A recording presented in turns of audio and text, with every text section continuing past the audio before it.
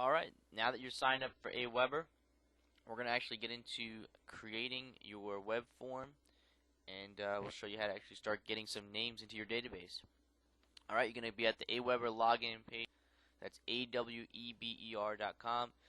You should have gotten this in your email, so just click the link in your email and you just log right in. You'll have a login name and password that you chose. Alright, first thing to do, you need to create a list. Okay, so we go managing list, click add new. Okay, create list, yes.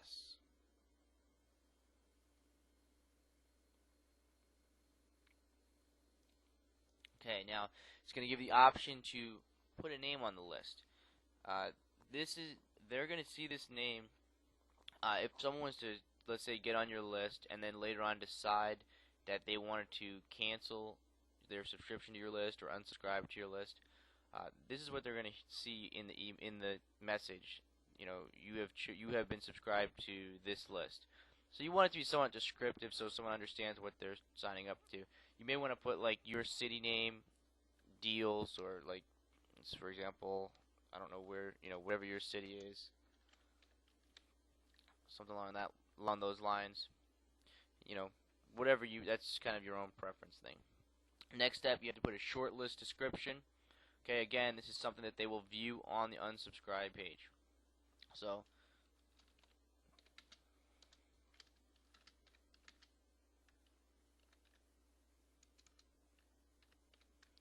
okay, just a quick description, doesn't have to be detailed.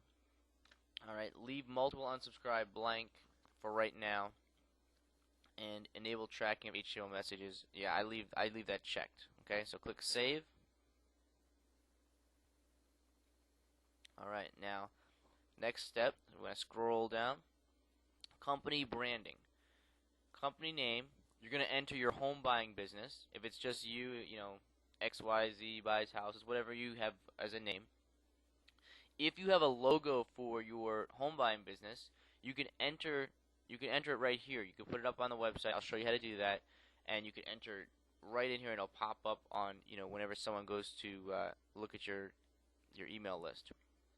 Website. Your website will be the domain name that you had either chosen in the other video, or the domain name that you had previously. So whatever your website is, enter it right here. Okay, and divider colors, yeah, you can get kind of fancy and pick different colors and layouts, but their color layout's pretty fine. It's just fine. Okay, click save.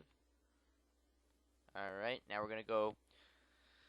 Now we have the list settings are all set. What we have to do now is create what's called a web form.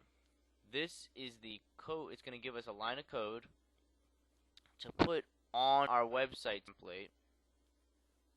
Okay, this is gonna be the one part that allows us to get their name and email address. So we'll scroll down and create web form. Alright. Form name. You're the only one who sees it, so it doesn't matter. This is just basically if you wanted to run a few different name capture pages and test them against each other and see which one works best. So we can make it even name capture 1 if you want. Okay. Now you have the option of several different types of web forms. You have inline, which is the one we're going to use today. That's just your basic name capture page. Pop up, I'm sure you've seen them. They pop up on the screen.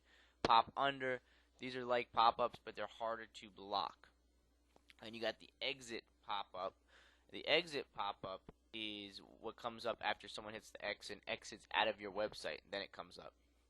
Pop over hover is a name capture page that hovers around the screen, and then you have the lightbox hover, which actually makes the screen go gray, and your name capture page is what comes up, and you can't really do anything until you exit out or enter your information.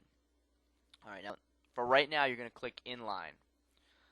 Later on you can kind of get fancy, and when you want to explore on your own, then you can get those going. But right now just basic inline. Thank you page. Now you can make your thank you page your website, or you can just leave it the way they have it, and this will just say thank you for subscribing. For right now, you can leave it for what you know the way to have it. And yes, you want that to open in a new window. All right, already subscribed page. You can just leave that blank actually. All right, and then next, here's where we're actually making the web form.